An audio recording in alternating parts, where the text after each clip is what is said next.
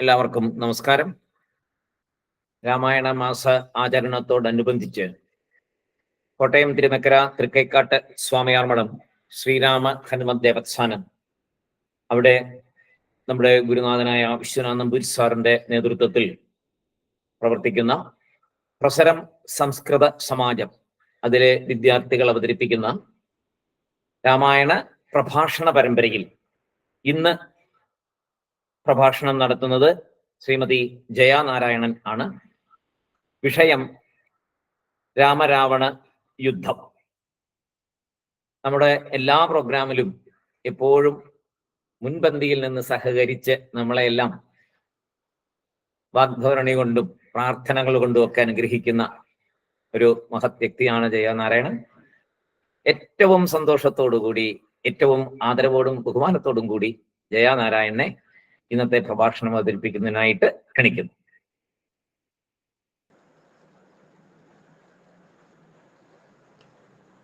രാമായ രാമഭദ്രായ രാമചന്ദ്രായ വേധസേ രഘുനാഥായ നാഥായ സീതായ പദയേ നമഃ. മനോജവം മാരുതതുല്യവേഗം ജിതേന്ദ്രിയം ബുദ്ധിമതാം വരിഷ്ഠം വാദാത്മജം വാനരയൂഥമുഖ്യം ശ്രീരാമദൂതം ശരണം പ്രപദ്യേ. കൂജന്തം രാമ രാമേതി മധുരം മധുരാക്ഷരം ആരുഹ്യ കവിതാശാഖാം വന്ദേ വാൽമീകി കോകിലം. യോന്ത പ്രവിശ്യ മമ വാചമിമാം പ്രസുപ്താം സഞ്ജീവയത്യഖില ശക്തിധരസ്വധാംന അന്യാംശ്ച ഹസ്തചരണശ്രവണത്വഗാദീൻ പ്രാണാൻ നമോ ഭഗവതേ പുരുഷായ തുഭ്യം. എല്ലാവർക്കും നമസ്കാരം. ഇത്തവണത്തെ പ്രഭാഷണത്തിന് ഞാൻ പേര് കൊടുത്തിട്ടുണ്ടായിരുന്നില്ല. ഇന്ന് പ്രഭാഷണം പറയാമെന്ന് പറഞ്ഞ ആൾക്ക് അത് സാധിക്കാത്തത് കൊണ്ട് വിദ്യ എന്നെ വിളിച്ചു, ഒന്ന് പറയാവോ എന്ന് ചോദിച്ചു. അങ്ങനെയാണ് ഈ പ്രഭാഷണം പറയാനുണ്ടായ സാഹചര്യം. അപ്പോൾ ഇന്നൊരു ദിവസം ഒന്നിങ്ങനെ നോക്കി അത്രേ ഉണ്ടായിട്ടുള്ളൂ. ഇന്നിവിടെ പ്രഭാഷണം പറയേണ്ട വിഷയം രാമ രാവണ യുദ്ധം ആണ്. രാമായണത്തിൽ കുറേയധികം ശ്ലോകങ്ങളെ കൊണ്ടാണ് രാമരാവണ യുദ്ധം വർണ്ണിച്ചിരിക്കുന്നത്. സാധാരണ സ്വാമിയാർമഠത്തിലെ ഈ പ്രഭാഷണത്തിൽ രാമായണം വായിച്ച് അതിൻ്റെ അർത്ഥം പറഞ്ഞ് അങ്ങനെയാണ് പറയാറ്. പക്ഷേ ഈ രാമരാവണ യുദ്ധം എന്നുള്ള ഭാഗം വളരെ വലുതായതുകൊണ്ട് കുറച്ച് വായിക്കും, കൂടുതൽ കഥാഭാഗങ്ങളാണ് പറയുന്നത്.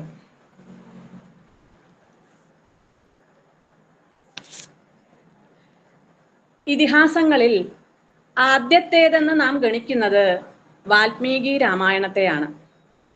വാൽമീകി രാമായണം ഇതിഹാസമാണെന്നതുപോലെ തന്നെ ആദികാവ്യമാണ്. കാവ്യത്തിന് മനോരഞ്ജകത്വം തുടങ്ങിയ ലക്ഷണങ്ങൾ വേണം. അതിൽ നവരസങ്ങൾ വർണ്ണിച്ചിരിക്കണം. ഈ ലക്ഷണങ്ങളെല്ലാം വാൽമീകി രാമായണത്തിൽ ഉണ്ട്. അതിനാൽ നാം രാമായണത്തെ മഹാകാവ്യമായ ഇതിഹാസമായാണ് കണക്കാക്കുന്നത്. രാമായണം എന്നതിനെ രാമസ്യ അയനം അഥവാ രാമായാഹ അയനം എന്നിങ്ങനെ രണ്ടു വിധത്തിൽ വിഗ്രഹിക്കാം. രാമസ്യ അയനം എന്നതാണ് മുഖ്യമായിട്ടുള്ള അർത്ഥം.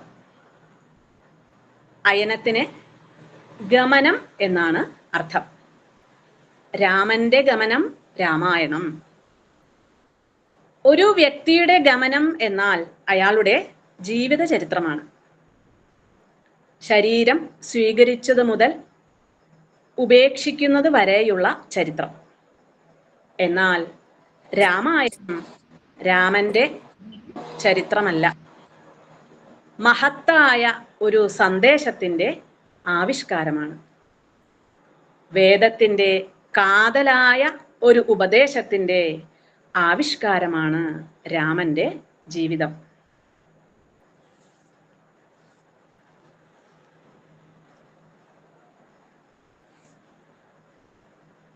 രാമായണത്തെ മുഴുവൻ ആറ്റിക്കുറുക്കിയാൽ, അതിൻ്റെ സാരമെടുത്താൽ നമുക്ക് കിട്ടുന്നത് വേദത്തിലെ ഒരൊറ്റ വാക്യമായിരിക്കും: ധർമ്മം ചര. ധർമ്മത്തെ ആചരിക്കൂ. വേദത്തിലെ ധർമ്മം ചര എന്ന മന്ത്രമാണ് ഈ രാമായണത്തിന്റെ സാരം. എന്നാൽ ധർമ്മം ചര എന്ന് ഉപദേശിക്കുകയല്ല, ധർമ്മത്തിൽ അടിയുറച്ചു ജീവിച്ച ഒരു മഹാപുരുഷന്റെ ജീവചരിത്രം നമ്മുടെ മുമ്പിൽ അവതരിപ്പിക്കുകയാണ് വാൽമീകി മഹർഷി രാമായണത്തിലൂടെ ചെയ്തത്. നിരവധി പരീക്ഷണങ്ങളും പ്രതിസന്ധികളും വന്നപ്പോഴും ധർമ്മത്തിൽ നിന്ന് അണുമാത്രവും വ്യതിചലിക്കാതെ ജീവിച്ച ശ്രീരാമന്റെ ചരിത്രമാണ് രാമായണം. രാമോ വിഗ്രഹവാൻ ധർമ്മ, ഇത് നമ്മൾ കേട്ടിട്ടുണ്ട്. മാരീചൻ രാവണനോട് പറയുന്നതാണിത്. രാമൻ ധർമ്മത്തിന്റെ വിഗ്രഹമാണ്. വിശേഷേണ നമ്മെ ഗ്രഹിപ്പിക്കുന്നതാണ് വിഗ്രഹം എന്ന വാക്കിന്റെ അർത്ഥം. വിശേഷേണ നമ്മെ ഗ്രഹിപ്പിക്കുന്നത്. എന്താണ് ധർമ്മമെന്ന് വിശേഷേണ നമ്മെ ഗ്രഹിപ്പിക്കുന്ന ഭാവമാണ് രാമൻ്റേത്.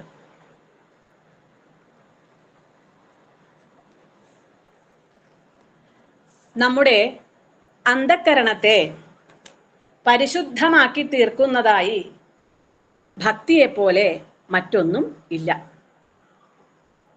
ഈശ്വരനിൽ ഉറച്ച ഭക്തിയുണ്ടെങ്കിൽ ഏതൊരാൾക്കും ധർമാചരണം സാധിക്കും.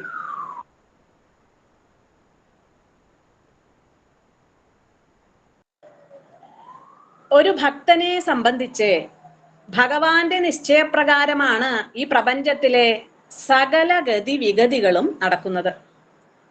താൻ അതിന് വിധേയനായി ആ പ്രാപഞ്ചിക വ്യവസ്ഥയെ പിൻപറ്റിക്കൊണ്ട് ജീവിക്കുകയേ വേണ്ടൂ. അപ്പോൾ ധർമ്മബോധവും ഭക്തിയുമുണ്ടെങ്കിൽ ഒരു വിധത്തിലും പതറാതെ ധർമ്മമാർഗത്തിൽ ഉറച്ചു നിൽക്കാൻ നമുക്ക് സാധിക്കും.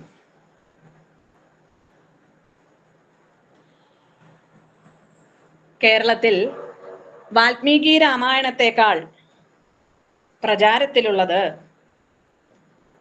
തുഞ്ചത്ത് രാമാനുജൻ എഴുത്തച്ഛൻ എഴുതിയ അധ്യാത്മരാമായണം കിളിപ്പാട്ടാണ്. ഭഗവത് സ്തുതികളും ഭഗവത് ഉപദേശങ്ങളും ഇതിൽ സമന്വയിച്ചിരിക്കുന്നു. അതായത് ഭക്തിമാർഗവും ജ്ഞാനമാർഗവും. ഇത് രണ്ടും വേറെ വേറെയല്ല, രണ്ടും ഒന്ന് തന്നെയാണ്. ഭക്തിയിലൂടെ മാത്രമേ നമുക്ക് ശരിയായ ജ്ഞാനം ഉണ്ടാവുകയുള്ളൂ. അതുപോലെ ശരിയായ ജ്ഞാനത്തിലൂടെ മാത്രമേ നമുക്ക് ഭക്തിയും ഉണ്ടാവുകയുള്ളൂ. ഭക്തിമാർഗത്തിൽ സഞ്ചരിക്കുന്നവർക്കും ജ്ഞാനമാർഗത്തിൽ സഞ്ചരിക്കുന്നവർക്കും സമീപിക്കാവുന്ന ഒരു ഉത്തമ ഗ്രന്ഥമാണ് എഴുത്തച്ഛൻ്റെ അധ്യാത്മരാമായണം കിളിപ്പാട്ട്.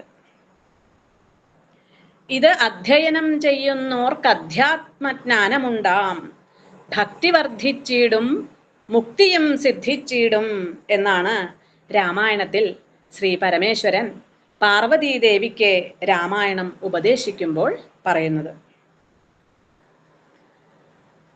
നമുക്ക് പ്രഭാഷണ വിഷയത്തിലേക്ക് വരാം. രാമ രാവണ യുദ്ധം. കുറച്ചു ഭാഗം വായിക്കാം. ഇത്തം പറഞ്ഞു യുദ്ധത്തിനൊരുമ്പെട്ടു ബദ്ധമോദം പുറപ്പെട്ടിതു രാവണൻ. മൂലബലാദികൾ സങ്കരത്തിനു തൽക്കാലേ പുറപ്പെട്ടു വന്നിതു ഭൂതലേ. ലങ്കാധിപന്നു സഹായമായി വേഗേന സംഖ്യയില്ലാതെ ചതുരംഗസേനയും 10 പടനായകന്മാരും ഒന്നിച്ചു 10 കഴുത്തനെ കൂപ്പിപ്പുറപ്പെട്ടാർ. വാരിധി പോലെ പരന്നു വരുന്നതു മാരുതി മുമ്പാം കവികൾ കണ്ടെത്രയും ഭീതി മുഴുത്തു വാങ്ങിയിടുന്നതു കണ്ടു നീതിമാനാകിയ രാമനും ചൊല്ലിനാൻ. വാനരവീരരെ നിങ്ങളിവരോടു മാനം നടിച്ചു ചെന്നേൽക്കരുതാരുമേ. ഞാനിവരോടു പോർ ചെയ്തൊടുക്കിയിടുവനാനന്ദമുൾക്കൊണ്ടു കണ്ടുകൊള്ളുകേവരും എന്നരുൾ ചെയ്തു നിശാചരസേനയിൽ ചെന്നു ചാടിയിടിനാനേകനാമീശ്വരൻ. ചാപബാണങ്ങളും കൈക്കൊണ്ടു രാഘവൻ കോപേന ബാണജാലങ്ങൾ തൂകിയിടിനാൻ. എത്ര നിശാചരരുണ്ടു വന്നേറ്റതിങ്ങത്ര രാമന്മാരുമുണ്ടെന്നതുപോലെ രാമമയമായി ചമഞ്ഞിതു സംഗ്രാമ ഭൂമിയുമെന്തൊരു വൈഭവമന്നേരം. എന്നോടു തന്നെ പൊരുന്നിതു രാഘവനെന്നു തോന്നി രജനീചരർക്കൊക്കവേ.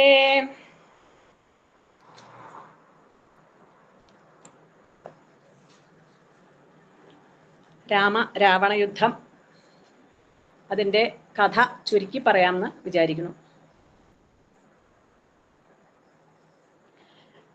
രാമൻ തൻ്റെ വില്ലായ കോദണ്ഡവും ഏന്തിക്കൊണ്ട് രാക്ഷസന്മാരോട് പൊരുതാനിറങ്ങി. രാക്ഷസപ്പട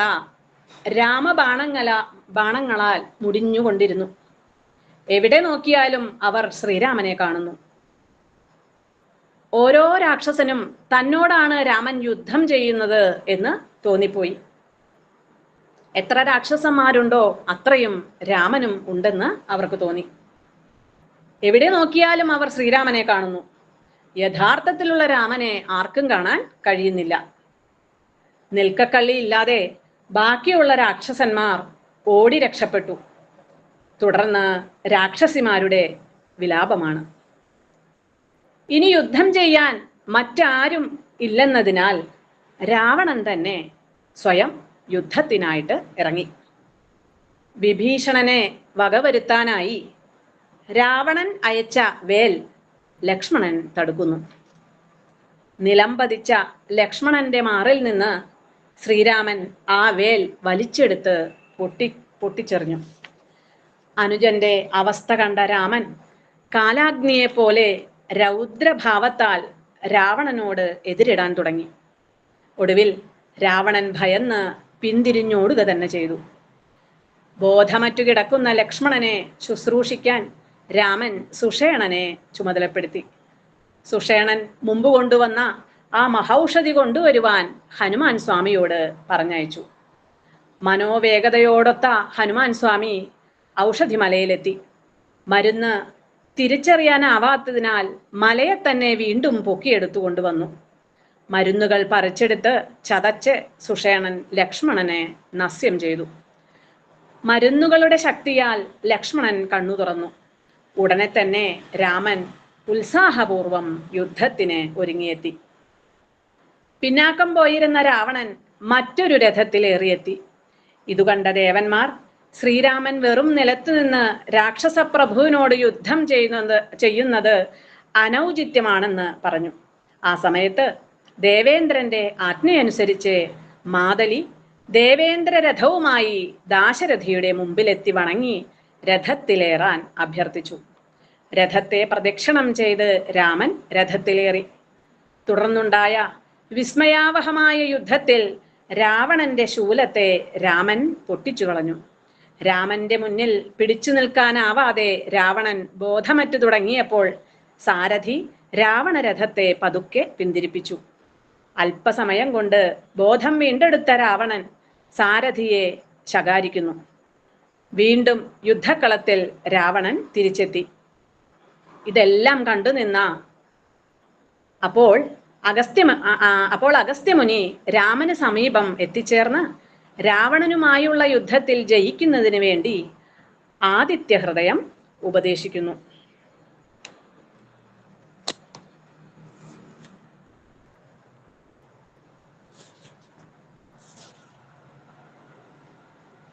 അഗസ്ത്യാഗമനവും ആദിത്യസ്തുതിയും.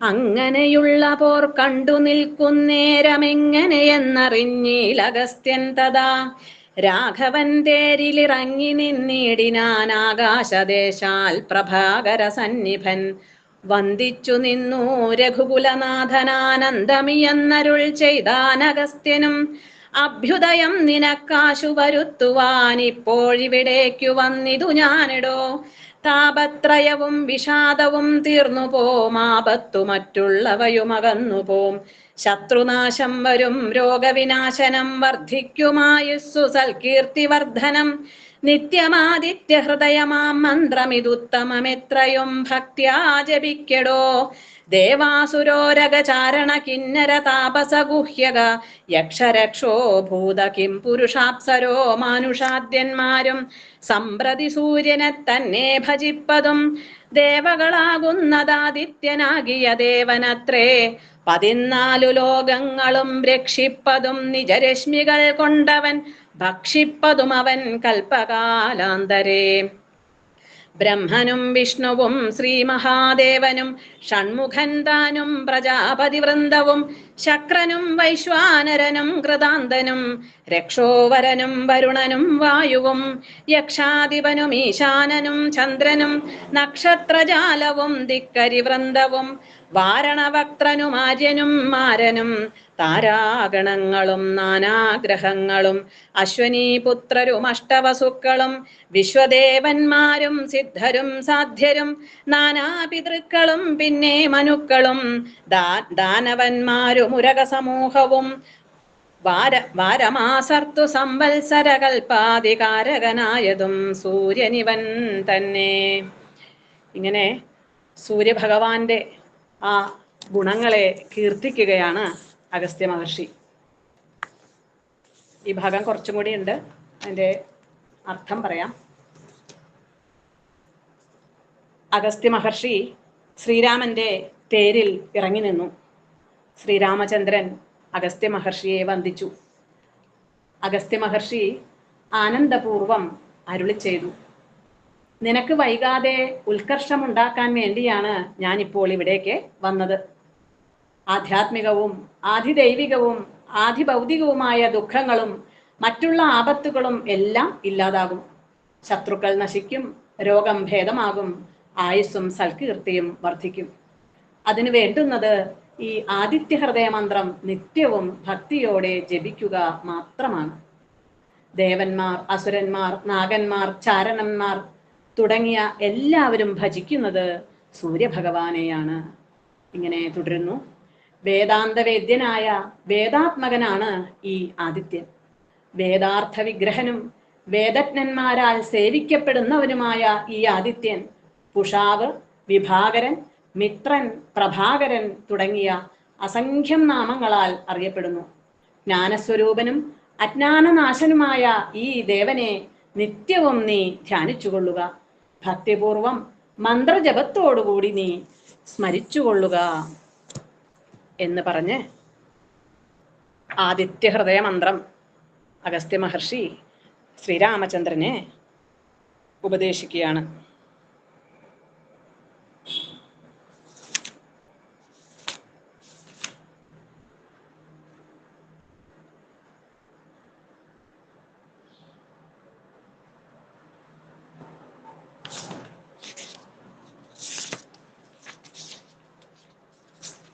ആദിത്യ ഹൃദയ മന്ത്രം. സന്താപനാശകരായ നമോ നമ, അന്ധകാരാന്തകരായ നമോ നമ, ചിന്താമണേ ചിദാനന്ദായ തേ നമ, നീഹാരനാശകരായ നമോ നമ, മോഹവിനാശകരായ നമോ നമ, ശാന്തായ രൗദ്രായ സൗമ്യായ ഘോരായ കാന്തിമതാം കാന്തിരൂപായ തേ നമ, സ്ഥാവരജംഗമാചാര്യായ തേ നമ. ദേവായ വിശ്വൈക സാക്ഷിണേ തേ നമ. സത്വപ്രധാനായ തത്വായ തേ നമ. സത്യസ്വരൂപായ നിത്യം നമോ നമ. ഇത്തമാദിത്യഹൃദയം ജപിച്ചു നീ ശത്രുക്ഷയം വരുത്തിയിടുക സത്വരം. ചിത്തം തെളിഞ്ഞഗസ്ത്യോക്തി കേട്ടെത്രയും ഭക്തി വർദ്ധിച്ചു കാകുൽസ്ഥനും കൂപ്പിനാൻ. പിന്നെ വിമാനവുമേറി മഹാമുനി ചെന്നു വീണാധരോപാന്തേ മരുവിനാൻ. ഇങ്ങനെ ആദിത്യഹൃദയ മന്ത്രം ശ്രീരാമചന്ദ്രനെ ഉപദേശിച്ച ശേഷം അഗസ്ത്യ മഹർഷി നാരദ മഹർഷിയുടെ സമീപത്തേക്ക് തിരിച്ചു പോകുന്നു. അടുത്തത് രാവണ വധമാണ്.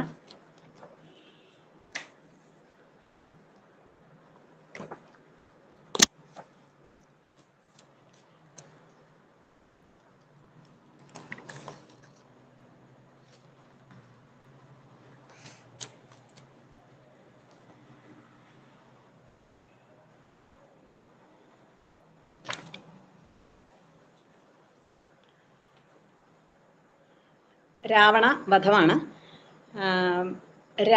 രാഘവനും രാവണനും തമ്മിലുള്ള ആ യുദ്ധത്തെക്കുറിച്ച് ഇവിടെ പറഞ്ഞിട്ടുണ്ട്. അമ്പുധി അമ്പുധിയോടെന്നെതിർക്കിലും അമ്പരം അമ്പരത്തോടെ എതിർത്തിയിടിലും രാഘവ രാവണ യുദ്ധത്തിനു സമം രാഘവ രാവണ യുദ്ധമൊഴിഞ്ഞില്ല.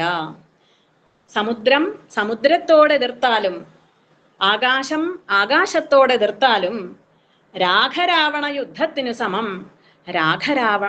രാഘവരാവണ യുദ്ധം തന്നെ ഉള്ളൂ എന്നാണ് ഈ രാഘവ രാവണ യുദ്ധത്തിനെ കുറിച്ച് എഴുത്തച്ഛൻ പറഞ്ഞിരിക്കുന്നത്.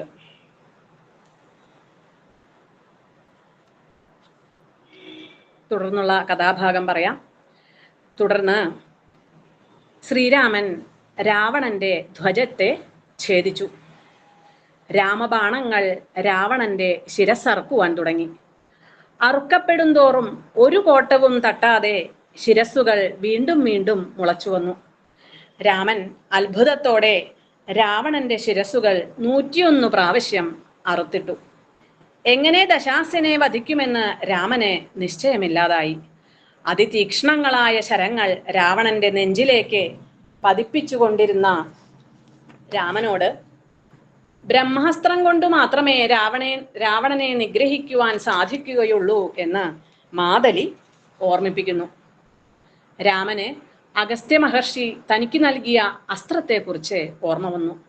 യഥാവിധി മന്ത്രം ജപിച്ച് അസ്ത്രം ഞാണിൽ ചേർത്തു. ആകർണാന്തം വലിച്ചുകൊണ്ട് അത് എയ്തുവിട്ടപ്പോൾ ഭൂമി തന്നെ ഞെട്ടിത്തെറിച്ചു. ദുർജയമായ ആ മഹാസ്ത്രം ദുരാത്മാവായ രാവണന്റെ നെഞ്ചു പിളർത്തു. നെഞ്ചു പിളർത്ത് ജീവനെയും എടുത്തുകൊണ്ട് ഭൂമിയിൽ അഴ്ന്നുപോയി. തിരിച്ച് ശാന്തമായി വന്ന് ശ്രീരാമചന്ദ്രന്റെ ആവനാഴിയിൽ ശോഭിച്ചു.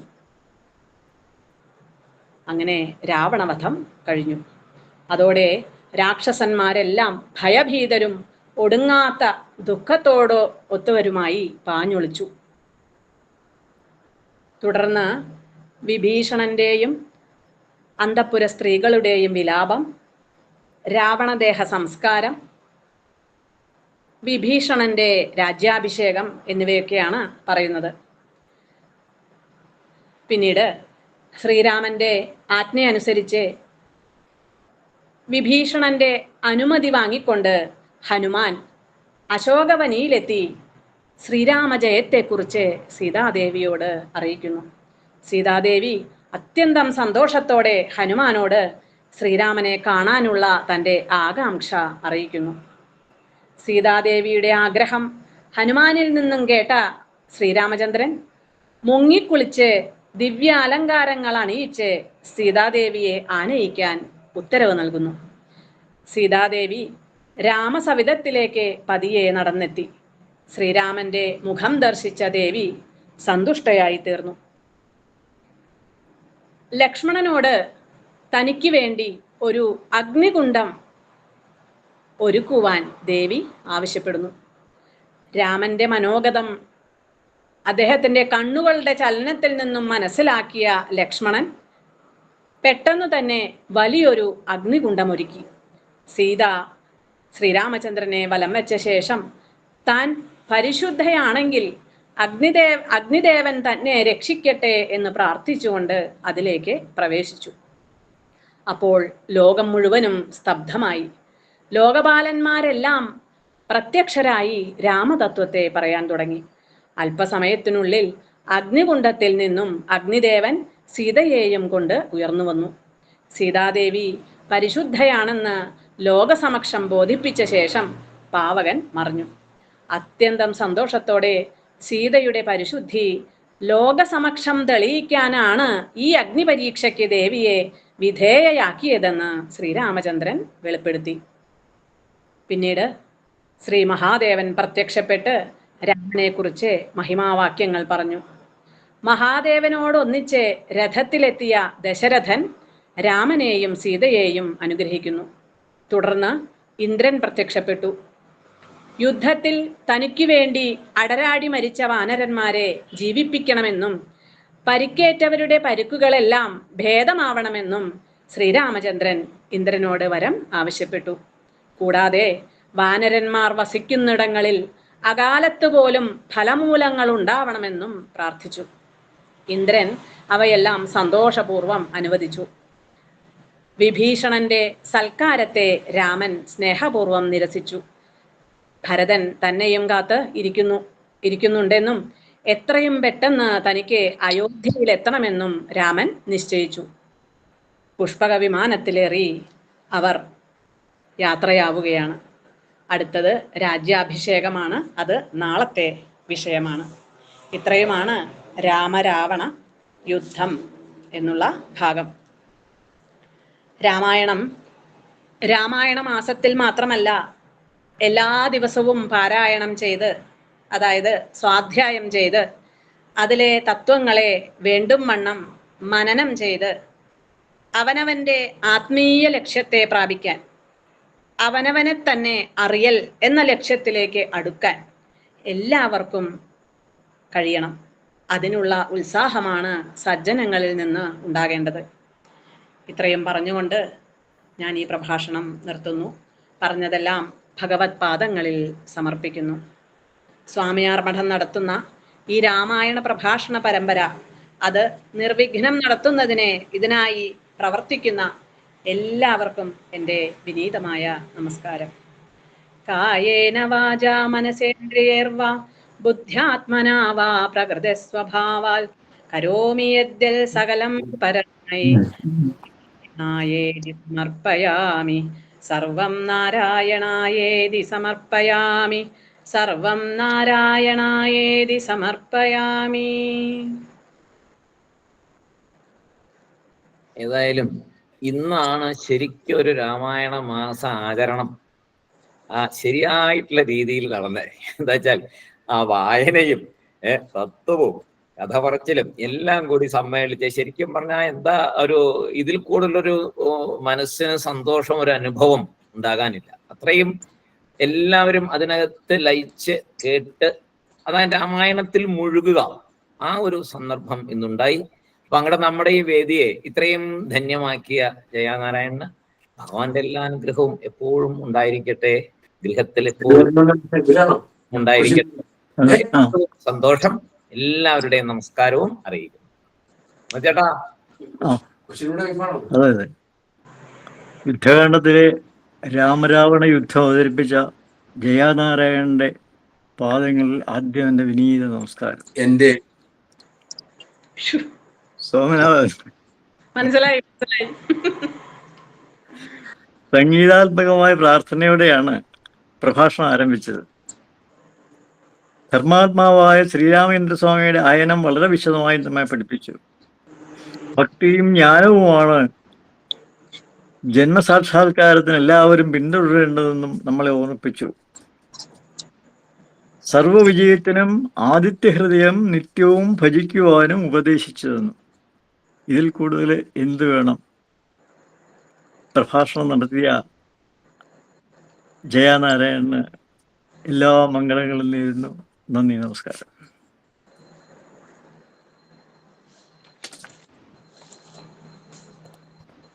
ഉച്ചതിരുമേനി പറഞ്ഞു ഇതെല്ലാം കൊച്ചുതിരുമേനി ഞാൻ പഠിപ്പിച്ചതെന്ന് പറഞ്ഞു കേട്ടോ.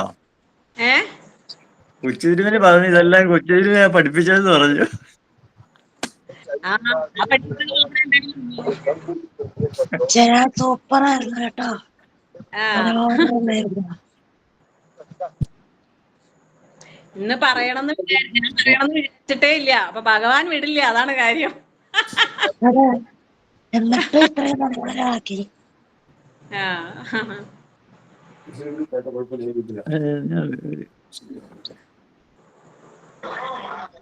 നന്നായിരുന്നു കേട്ടോ, വളരെ നന്നായിരുന്നു. നല്ല വിസ്തരിച്ച് പറഞ്ഞു. രാമായണം തുടക്കം തൊട്ട് അവസാനം വരെ കേട്ട ഒരു പ്രതീതി ഉണ്ടായിരുന്നു. നന്നായിരുന്നു. പറയാൻ കിട്ടിയ വിഷയവും നല്ലത്, പറഞ്ഞ രീതിയും നല്ലത്, എല്ലാം നല്ല സൂപ്പറായിരുന്നു ജയ. പക്ഷെ എനിക്ക് ഇപ്പോഴേ കേറാൻ പറ്റി, അത് മാത്രം ഒരു സങ്കടമായി പോയി.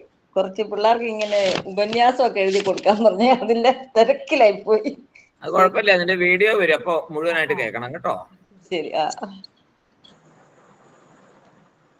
ഈ രാമായണം ചെറിയ ഭാഗമൊക്കെ നമുക്ക് തന്നിട്ടുള്ളൂ ചെങ്ങെ. അത് വായിച്ച് നമുക്ക് അതിന്റെ അർത്ഥം പറഞ്ഞ് അങ്ങനെ പോവാം. ഇത് വലിയൊരു ഭാഗം. അപ്പൊ അതെ അതെ അതുകൊണ്ട് അതെ, രാമായണത്തിലെ ഒരു പുസ്തകം മുഴുവൻ യുദ്ധമാണ്. അപ്പൊ അത് കുറച്ച് വായിച്ചിട്ട് കൂടുതൽ കഥ പറയാനേ പറ്റുള്ളൂ. അല്ല, നന്നായിരുന്നു, നല്ല നല്ല അവതരണമായിരുന്നു, വളരെ നന്നായിരുന്നു.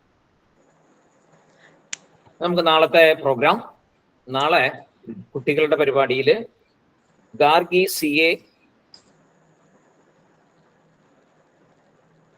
മ്യൂട്ടാ നാളെ 2 കുട്ടികളാണ് കഥ പറയുന്നത്. ഗാർഗി CA, നരസിംഹ ശർമ്മ രാമായണ കഥ തുടർച്ചയായി അവതരിപ്പിക്കുന്നത് അവർ 2 പേരാണ്. ഗൗരി ലക്ഷ്മി എന്ന ഒരു കുഞ്ഞ് നാളെ ഏകശ്ലോകി രാമായണവും അവതരിപ്പിക്കുന്നു. പ്രസരം സംസ്കൃത സമാജത്തിലെ വിദ്യാർത്ഥികൾ അവതരിപ്പിക്കുന്ന പരിപാടിയിൽ നാളത്തെ പ്രഭാഷണം നടത്തുന്നത് ശ്രീ ഗോപാലകൃഷ്ണൻ നായർ PG. രാജ്യാഭിഷേകമാണ് വിഷയം. എല്ലാവരും നേരത്തെ തന്നെ ഓൺലൈനിൽ വന്ന് എല്ലാവരെയും അനുഗ്രഹിക്കുക, അഭിനന്ദിക്കുക, പ്രോത്സാഹിപ്പിക്കുക. എല്ലാവർക്കും നമസ്കാരം. നാളെ നമുക്ക് വീണ്ടും കാണാം. സായിറാം.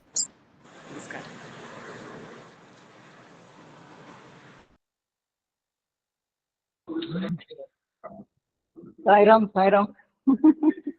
സായിറാം. സായിരാം സാർ. സായിറാം കുട്ടാ.